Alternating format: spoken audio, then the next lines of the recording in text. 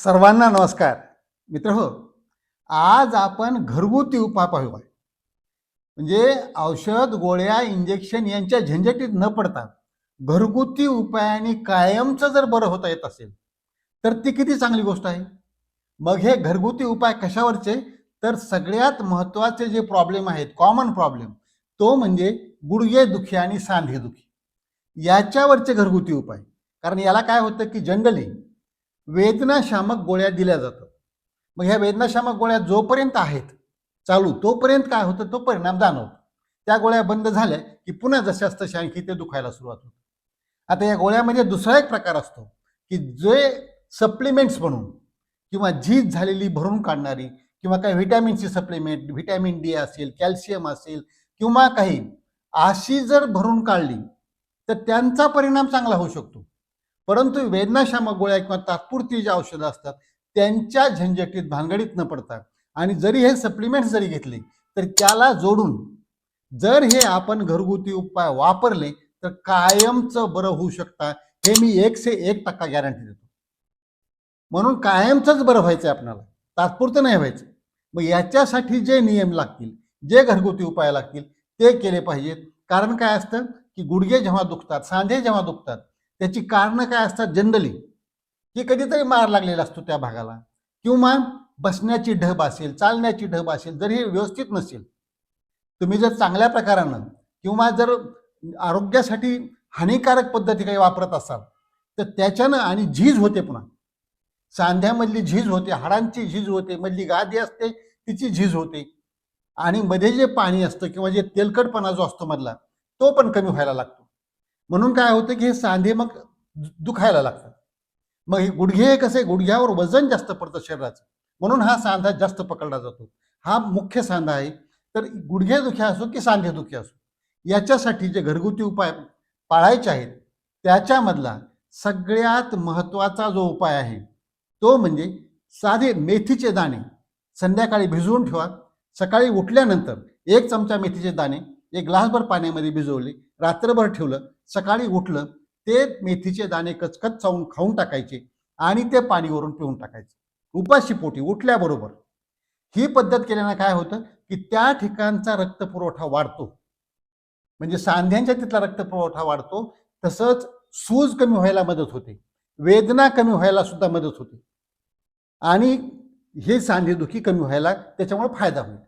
तसंच दुसरं, तिळाचं तेल किंवा मोहरीचं तेल यानं जर मसाज केला, फक्त कसं पाहिजे की मसाज करण्याची जी पद्धत आहे, त्याला चोळण्याची जी पद्धत आहे, अतिशय ताकद लावून नाही चोळलं पाहिजे.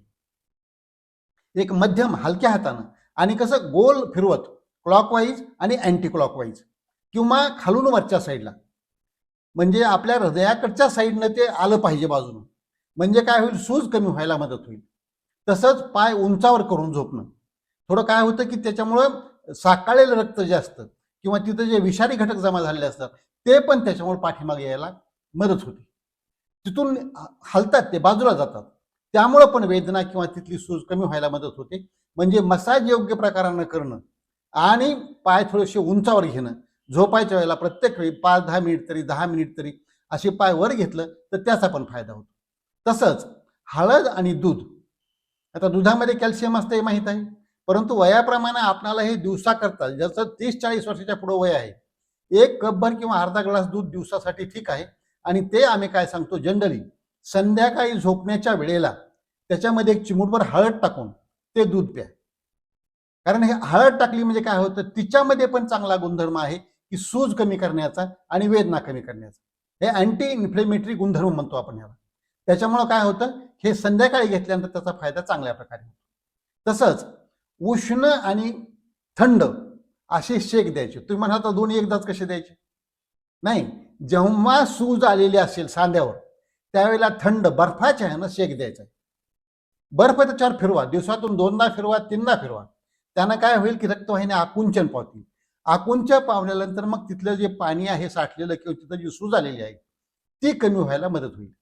आणि ज्या वेळेला आखडलेले असतात किंवा कडक झालेले असतात सांधे किंवा पेंढरे आहे, वरचे स्नायू, मांडीचे स्नायू हे जेव्हा कडक झालेले असतात किंवा जाम झालेले असतात त्यावेळेला त्याला गरम ह्यानं शेकायचे. गरम पाण्याच्या पिशवीनं शेका, गरम पाणी त्याच्यावर टाका.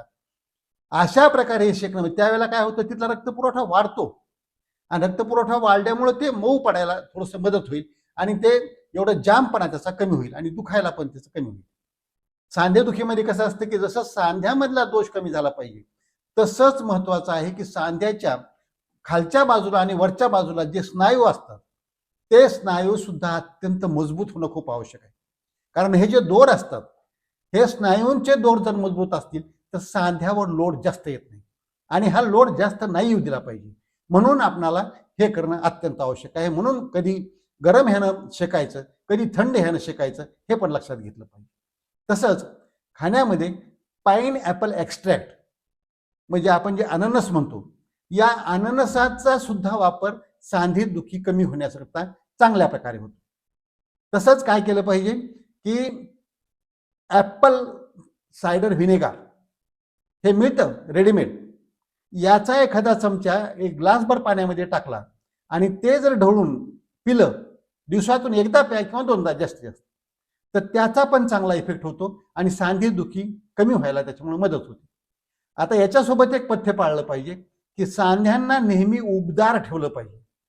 तुम्ही काही बांधा, वाटलं तर कपडा बांधा, काही बांधा, पण सांधे जर चांगले उबदार राहिले तर तिथला रक्तपुरवठा चांगला आणि सांध्यांना थोडा सपोर्ट पण मिळतो. त्यामुळे आम्ही बऱ्याच वेळा डॉक्टर ते क्रेप बँडेज देतात बघा बांधायला, पट्टी देतात किंवा नी कॅप देतात.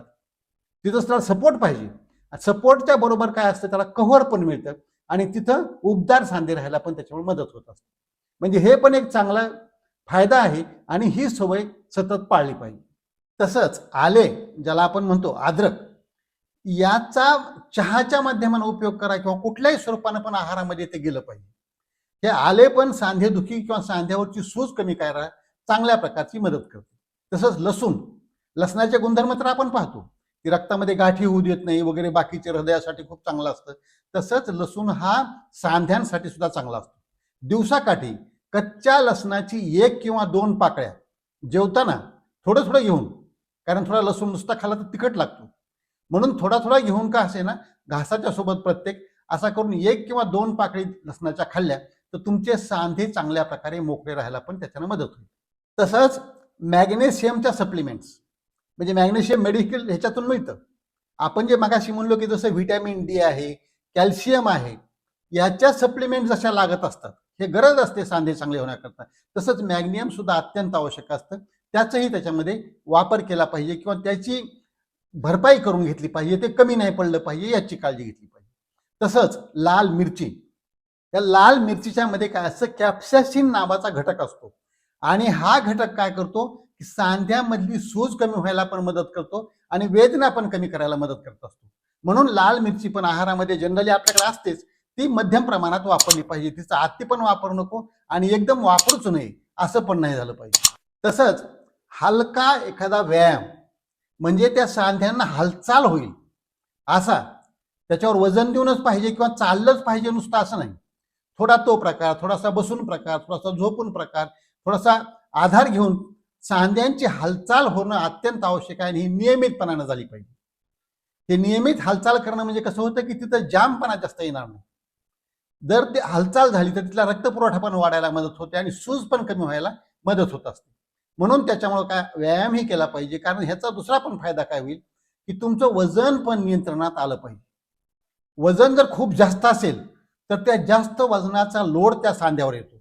ते वजन मग जर आपले उंचीप्रमाणे आपले जे शरीराचे कुठलेही अवयव असतात, पोटातील अवयव असते, छातीतील असतील किंवा हे सांधे असो, यांची ताकद किंवा यांची कॅपॅसिटी कुठपर्यंत आहे, तुमच्या उंचीप्रमाणे स्टँडर्ड वजन ते पेलू शकतात. जर तुमची 5.5 फूट उंची असेल तर तुमचं एक 63 ते 65 मध्ये वजन असेल तर तेवढी पेलण्याची त्या सांध्यांची ताकद आहे. पण जर तुमचं वजन 75, 80, 90 कडे असेल, एवढे मोठे 15, 20, 25 किलो जास्त वजन ते सांधे कसं काय पेलू शकते? कारण ते त्याच्यासाठी तयार झालेले नाहीत. ते कशासाठी तयार झालेत? 63 ते 65 किलो वजनासाठी तयार झाले. म्हणून वजन कमी करणं सुद्धा अत्यंत आवश्यक असतं. त्यासाठी आहारावर आपलं नियंत्रण, गोड खाणं, तेलकट खाणं एकदम बंद केलं पाहिजे. मीठ थोडं कमी केलं पाहिजे. हे तेलकट, तुपकट आणि गोड जर कमी केलं तर चांगल्या प्रकारे त्याचा फायदा होतो आणि त्याला जोडून व्यायाम केला पाहिजे. तसंच विश्रांती सुद्धा तेवढीच आवश्यक आहे. जसं आपण म्हणतो की व्यायाम पण केला पाहिजे, विश्रांती म्हणजे गाढ झोप चांगली आली पाहिजे, त्या भागाला पण विश्रांती दिलेली पाहिजे, काही योगासनं पण केली पाहिजेत. अशा प्रकारे आपली लाईफस्टाईल दैनंदिनीमध्ये ह्या सगळ्या सोयी त्याच्यामध्ये बाळगणं अत्यंत आवश्यक आहे. याच्यासोबतच जी आपली ठेवण असते शरीराची, काय म्हणतात बघा, orthopaedics is all about geometry. म्हणजे सांधे जे असतात ते पाठीचा कणा असेल, कुठलेही सांधे असतील शरीराचे, ते प्रत्येक हे ठेवण कशी तुम्ही असते तुमची त्याच्यावर पण बरंच डिपेंड असतं. म्हणून चालताना तुम्ही व्यवस्थित चाललं पाहिजे, ते चालण्याची ढब जी असते ती चांगली पाहिजे. तसंच तुमच्या पायामध्ये जे तुम्ही बूट वापरता, चप्पल वापरून चालू नका. बूट चांगल्या प्रकारचा, चांगल्या क्वालिटीचा शूज जे असते, त्याला लेस असलेला, थोडं मध्यम, थोडंसं टाईट आवळलेला, खूप जास्त पण आवळू नये, खूप ढिला पण असू नये, अशा प्रकारचा वापरणं आणि त्याचा वापर करून चालणं हेही अत्यंत आवश्यक आहे. तसंच आहारामध्ये साधा संतुलित आहार, ज्याच्यामध्ये शाकाहारी आहार चांगल्या प्रकारचा असेल आणि त्याच्यामध्ये पालेभाज्या, फळभाज्या आणि फळं यांचा समावेश असेल. तसंच मासे, त्याच्यामध्ये ओमेगा 3 फॅटी ॲसिड असतं, माशामध्ये प्रोटीन पण मिळतं. तसंच मोड आलेले जे काही कडधान्य असतात त्याच्यामधून पण प्रोटीन मिळतं. तर प्रोटीन चांगल्या प्रकारे मिळालं पाहिजे, याचीही काळजी घेतली पाहिजे. आहार हा अशा प्रकारचा, आहारामध्ये विशेषतः गोड आणि तेलकट अजिबात कमी केलं पाहिजे. तसंच मीठ पण कमी केलं पाहिजे. आणि चिकन, मटन जे असतं, हे जे नॉनव्हेजचे प्रकार आहेत, हे जवळजवळ बंद केले पाहिजेत. सांधेदुखीच्या माणसांना हे जास्त घेऊ नये. निदान ज्यांना वजन कमी करायचे त्यांनी तर अजिबातच खाऊ नये. म्हणून या प्रकारच्या आहाराकडे पण लक्ष दिलं पाहिजे. मात्र अंडे खाणे थोडंसं चालतं, तेही उकळलेले अंडे असावेत आणि त्याच्यातला फक्त वरचा पांढरा भाग खायचा, मधला पिवळा भाग नाही खायचा. म्हणजे पांढऱ्यामध्ये चांगल्या प्रकारचं प्रोटीन असतं, ते पण ह्याला मदत करेल. तसंच अत्यंत महत्त्वाचा घटक आपण पुन्हा पुन्हा म्हणत असतो तो म्हणजे पाणी. पाणी पुरेसं भरपूर प्रमाणामध्ये पाणी पिलं पाहिजे. दिवसाकरता 3.5-4 लिटरच्या पुढून तुम्ही पाणी पिलं पाहिजे. म्हणजे काय होईल की विषारी घटक शरीरातले निघून जायला, त्या सांध्यामध्ये सुद्धा जे घटक जमलेले असतात ते पण निघून जायला मदत होईल आणि सांधे मोकळे होतील आणि सूज पण चांगल्या प्रकारे कमी व्हायला मदत होईल. तसंच लिंबू, लिंबू हा एक आहारातला असा घटक आहे, एक मध्यम आकाराचं लिंबू तुम्ही दिवसभरामध्ये संपवलं तरी चालतं. त्याच्यामध्ये सायट्रिक ॲसिड असतं, ते काय करत असतं की बऱ्याच वेळेला सांधेदुखीच्या माणसांना गाऊट म्हणजे युरिक ॲसिड वाढलेलं असतं. तर हे युरिक ॲसिड विरघळवून ते बाहेर काढून टाकायचं काम लिंबूचा रस करत असतो. म्हणजे ह्याच्यात व्हिटॅमिन सी भरपूर असतं. हे व्हिटॅमिन सी चांगल्या प्रकारे कार्य करतं आणि युरिक ॲसिडची लेवल कमी करायला मदत करतं. म्हणून दिवसाकाठी एक मध्यम आकाराचं लिंबू जेवणामध्ये घेतलं पाहिजे. पाण्यात मिसळून घ्या किंवा जेवणामध्ये घ्या. तसंच काही पथ्य जे असतात की तुम्ही धावलं नाही पाहिजे एकदम जोरात, उड्या नाही मारल्या पाहिजे, किंवा खाली बसणं थोडं टाळलं पाहिजे, किंवा जास्तीत जास्त जे इंडियन पद्धतीचं जे संडासचं बसायचं भांडं असतं त्याच्यावरचं टाळलं पाहिजे, थोडं कमोड वापरला पाहिजे. म्हणजे योग्य पोझिशन, बसताना असं ताठ बसलं पाहिजे, जास्त रेलून नाही बसलं पाहिजे किंवा वाकडं तिकडं नाही बसलं पाहिजे. हे सगळी काळजी घेतली पाहिजे. तसंच ज्या काही तुम्हाला शंका आल्या किंवा डॉक्टरांना दाखवायची गरज कधी पडत असते की तुम्ही हे सगळं करून सुद्धा जर तुम्हाला फरक पडत नसेल, पण हे सगळं जर मनातून केला तुम्ही आणि नियमितपणाने केला, हे काही एकदम झटपट लगे आज केलं की उद्या लगेच नाही फरक पडणार, ह्याला वेळ लागेल, परंतु याचे परिणाम टिकाऊ स्वरूपाचे असतील ही आणखी एकदा मी सांगतो. तर जेव्हा तुम्हाला शंका वाटेल त्यावेळेच्या ज्या तपासण्या असतात, त्या तपासण्यामध्ये रक्तलघवीच्या ज्या नियमित तपासण्या असतात त्या केल्या पाहिजेत, संधिवातासाठीच्या तपासण्या केल्या पाहिजेत, सांधेदुखीसाठी त्या लागतात त्या पण केल्या पाहिजे. वाटलं तर त्या भागाचा एक्सरे, फोटो काढणं आवश्यक असतं. काही वेळेला सिटी स्कॅन करणं किंवा MRI करणं पण आवश्यक असतं. हे करणं कधी आवश्यक आहे की जेव्हा अतिशय गंभीर अवस्था आहे किंवा वेदना असह्य होत आहे, अशा वेळेला हे करणं आणि काही ट्रीटमेंट घेणं अत्यंत आवश्यक आहे. आता याच्यामध्ये उपचाराच्या पद्धतीमध्ये बऱ्याच जणांचा गैरसमज होत असतो. याच्यात उपचाराची पद्धती एक राईस नावाची आहे, RICE, राईस. ह्याचा अर्थ भात असं नाही, नाही तर बऱ्याच जण वाटतं राईस वापरा म्हणजे भात खा, भात खा, असं नाही. या राईसमध्ये R जे आहे ते आहे रेस्ट, म्हणजे विश्रांती पण तुम्हाला लागतेच. तसंच I आहे आईस, म्हणजे बर्फ, थंड ह्यानं शेकलं पाहिजे म्हणून RI झालं. C काय आहे, कॉम्प्रेशन, म्हणजे त्या सांध्यावर काहीतरी उबदार तुम्ही बांधलेलं पाहिजे, त्याला आधार दिला पाहिजे, हे कॉम्प्रेशन आहे. त्याच्यावर दबाव आला पाहिजे, थोडा दाब असा, आधार मिळाला पाहिजे. आणि शेवटचं जे आहे E, ती म्हणजे एलिव्हेशन, म्हणजे त्या पार्टला जो सांधा दुखतोय त्याला थोडं तुमच्या शरीराच्या लेवलच्या थोडं उंचावर एक 10-15 मिनिट 20 मिनिट असं तुम्ही ठेवलं पाहिजे दिवसातून. या पद्धतीला म्हणतात राईस मेथड. ही पण चांगल्या प्रकारची फायदा देते. आणि या सगळ्या गोष्टीबरोबरच अत्यंत आवश्यक असलेली गोष्ट म्हणजे तुमची मानसिकता. कारण मानसिकता कसं आहे, ब्रेन हा राजा आहे इथं बसलेला. त्याच्याकडून जसे संदेश बॉडीला जातील त्या प्रमाणामध्ये सगळे हे चालणार. तुमच्या नसा ज्या आहेत त्या सगळ्या चांगल्या प्रकारे काम करणं. त्या नसा नाही दबल्या पाहिजे त्याच्याकरता तुमचा पोश्चर ठेवून तुमची शरीराची चांगली राहिली पाहिजे. आणि सगळ्यात मानसिकता जर चांगली राहिली तर हार्मोन्स पण बॉडीतले चांगले होतात आणि हार्मोन्स हे चांगल्या प्रकारे रिकवर करायला, कुठल्याही आजारातून बरं करायला चांगल्या प्रकारे मदत करत असतात. म्हणून हे मानसिकता ही सगळ्यात चांगल्या प्रकारे मेंटेन केली पाहिजे. तर थोडक्यात सांगायचं म्हणजे की जे आता आपण सांगितलं की आहारामध्ये काय काय घेतलं पाहिजे, जे उल्लेख केला ते घेतलं पाहिजे, जी घेऊ नये, विशेषतः जंक फूड्स जे असतात, डब्बा बंद, पाकिट बंद किंवा तळून ठेवलेले, फ्राईड केलेले, त्याला मीठ साखर भरपूर लावलं, असलं सगळं टाळलं पाहिजे. म्हणजे घ्यावायचं कोणतं, टाळायचं कोणतं ह्याचा विचार केला पाहिजे. करायचं काय हे पण विचार केला पाहिजे आणि करू नये काय हे पण विचार केला पाहिजे. ह्या अशा बेसिसवर जर ह्या घरगुती उपाय तुम्ही पाळले तर चांगल्या प्रकारे तुम्ही कायम स्वरूपाचं सांधेदुखीपासून मुक्त होऊ शकता. तर हे सगळे नियम पाळूया आणि सांधेदुखी, ती गुडघेदुखी असेल किंवा पूर्ण अंगात कुठे संधिवात असेल, याच्यातून मुक्त होऊया, या त्रासातून मोकळं होऊया आणि निरोगी राहून दीर्घायू होऊया. आजचा व्हिडिओ आवडला असेल इतरांना पाठवा, लाईक करा, कॉमेंट करा आणि डॉक्टर राम जावळे हे चॅनल जर आजपर्यंत सबस्क्राईब केलं नसेल तर प्लीज सबस्क्राईब करायला विसरू नका. कारण आपलं आरोग्य आणि सत्यमेव जयते. सर्व नात्यांवर श्रेष्ठ मला हेच नाते. जय जवान, जय किसान, जय भारत, जय इन्सान. निरोगी राहून दीर्घायू होऊन आकाशात भरारी घेऊया.